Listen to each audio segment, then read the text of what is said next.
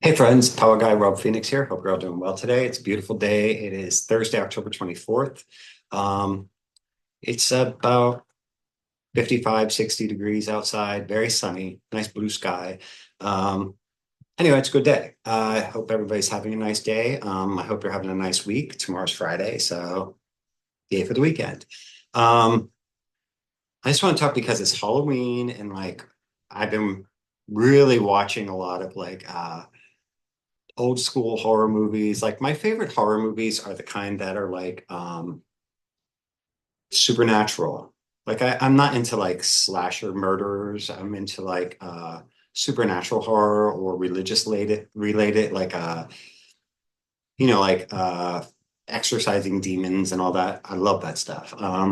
But also the old like the 70s really had a lot of supernatural horror where there were people that were involved in like satanic cults and blah blah blah fun stuff. So anyway, that obviously too, I have been watching a lot of witches and such, because it's Halloween, it's fun.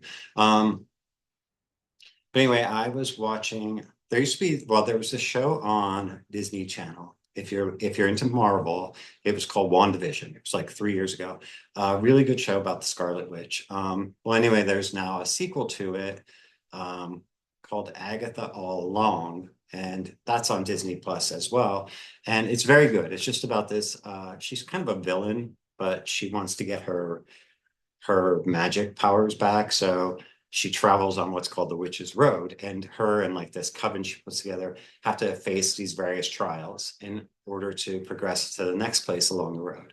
And then the idea is that they overcome these trials, and when they get to the end of the Witch's Road, they attain whatever it is they needed to attain. So I was like, okay, how many, this is cool. How many witchcraft covens are going to start doing this now?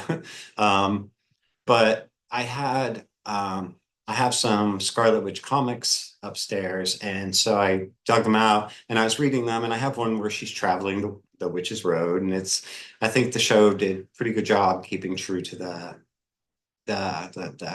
comic. Anyway, um, so I thought, oh, people are really going to be intrigued by this idea. But then I realized, like, that's just how life always is. Like, if you think about it, um, when you start school, you start at grade one and you work your way up, and then you can go to grade two or not. If you don't pass your trials and your test, you stay in grade one. But then you eventually progress, and the goal is to then get to grade 12, graduate, and then be done with high school. So you have reached the end of that road. And, but so many things in life are like that. Even our jobs, we all start off as beginner, and then the more we learn, the more we progress and grow and such. Um, so there you go. But um, a lot of, well, pretty much all magical traditions. Well, no, I can't say that because yeah, let's just say that. So pretty much magical traditions um, have that where you start out, you're like a clean slate. You don't know, and so you're like this learner, and you start absorbing information and gain a little bit of knowledge, gain a little bit of skill. Your your magic or whatever. You're starting to develop some skill and some knowledge, and then you may progress to like a first degree, and then you work through the trials and tribulations of that and learn all what you need to do, and then a second degree, and then finally a third degree. And that's like the road you travel through that tradition. Well, there is actually a ritual. It's a series of rituals. I should say it's a ceremonial commitment within ceremonial magic. Now, the type of ceremonial magic I've really been interested in lately and reading about and studying. It doesn't mean I'm doing all of these things, but I'm very interested in what came before the Bible. And so I'm very interested to learn where the God of the Bible comes from, and the family tree of gods that he descended from. And I'm fascinated by that. It does not change my feelings towards Christ. it enhances them, it enriches those feelings and thoughts because, I'm finding more depth and more history. And it's very interesting. But the one of the things I like is that there is this family tree of deities that the biblical God comes from. And so this ritual is called the Seven Stargates of Babylon. And it literally is designed to take the priest, as they call it, through a series of ceremonies and paths and experiences in order to gain wisdom and such until you get to the end. And the goal of it is right here. It says, the passing of the gates gives the priest both the power and wisdom to use it and an ability to control the affairs of life more perfectly than before. And it's a series of rituals and trials and such that all have planetary significance. So you're passing through these seven gates. Now, the idea is that you do the ritual for the first gate, and then you spend 30 days working through all the lessons and such you need to learn for that first gate. Then you do the next ritual to move into the next gate. Now, because this is a pretty ancient ritual, and there's a lot in here that really doesn't pertain to the modern world. It's interesting because the person who wrote this version of it says there's a lot of room for adjustment. And one of the things that I was watching a YouTube video about it. It was hard to find. You really had to go down a rabbit hole. But I found this YouTube video about it, and he was saying that how he worked through it is like the first gate has to do with the moon. And so think of all lunar related things, everything that deals with the moon, from rabbits to the ocean tides to the fluids within our bodies to our emotions and our dreams and our hearts and our homes and our mothers and like all this moon stuff. So you want to set up your ritual area, go to a place that best represents that planet. Like with the moon, that could be by a lake or the seashore, the ocean.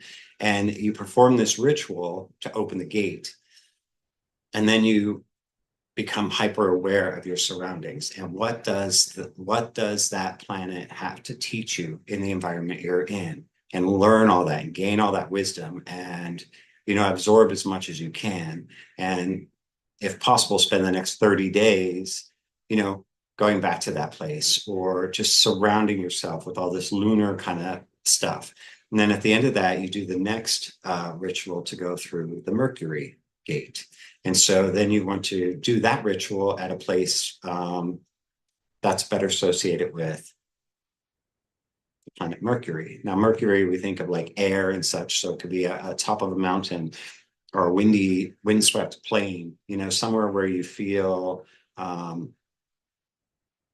the most power of Mercury, and then immerse yourself in that, I mean, for the next 30 days. And so anyway, I will, here's the book that I have this from, but I'll just go through. The first gate is the moon. The second gate is Mercury. The third gate is Venus. The fourth is the sun. The fifth is Mars. The sixth is Jupiter. The seventh is Saturn. And now there are all sorts of invocations and such that go along with this. So if you're interested in that, I'm going to recommend this book to you. There's a lot in this book, but you can, the author who put all this together is very very loose with the rules and such. And so you can adapt this to be, so the book is on a scale of like a little bit hokey to a lot bit hokey. It's like a little bit hokey. It's called Novem Fortis. Novem Fortis. Here, I'll just show you Necronomicon, Revelations, blah, blah, blah, gates of the kingdom, the shadows, and crossing into the abyss.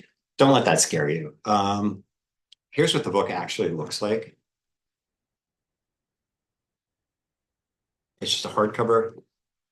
Sorry, I have tendonitis in my hand and wrist. So it's just a hardcover book with a inverted pentagram on it.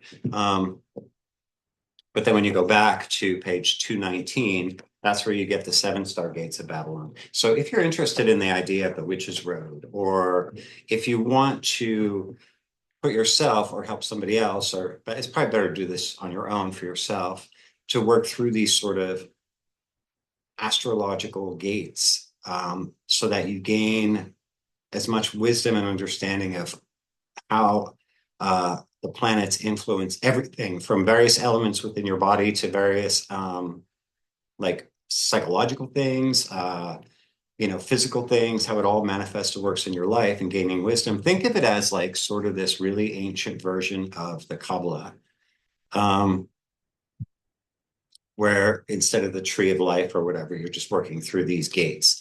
And then when you get to the end, you've achieved all that wisdom and all that understanding. And then you're able to better feel more complete because we have elements of all of those planets within us.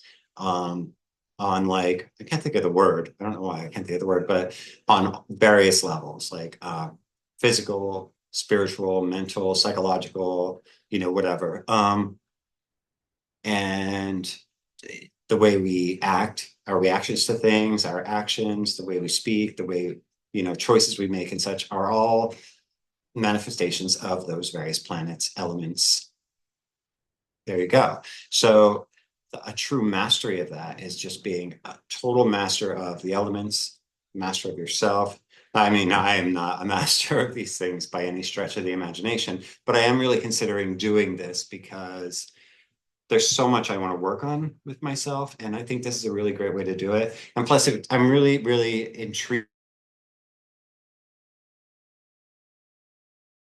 creations that go along with it, like mountaintops or rivers and lakes and oceans and just various locations, to put myself through it. But they do say in the book that to do this properly takes about 9 months. You need a 1 month of preparation, and then you do the first gate, which is the moon. And then at the end of that 30 days, you do Mercury. So and so on and so forth. So if you do it right, it's like 8 or 9 months. And so that's, you have to kind of plan that out in your head, like, because we still have to live our lives and such, but you have to sort of be able to immerse yourselves in these planetary things and such. So I will put in the description the link to, I'll find this. I'll find it, a link to it somewhere online. I'll put it in the description. So yeah, so that's kind of like the excuse me, the seven stargates of Babylon. It's kind of like a ceremonial magic version of the Witch's Road. If you've been watching that TV show, if you haven't, I definitely recommend you check it out. It's just very cool. It is pretty witchy. Like they're all like kind of screwed up in their own way, and they're all like quote unquote villains, but there's also some good in them too. I don't know, it's just fun. It's Marvel. I mean, it's Marvel and Marvel does a good job most of the time. So anyway, that's all I had to say. It's a couple more days to Halloween. Very excited about that. But yeah, that's it. So hope everyone's doing well. I hope, let me just go ahead and close this here. Hope you're having a nice October, and that's it. If anybody has any questions, let me know. God bless you guys. Love you, and we'll talk again soon.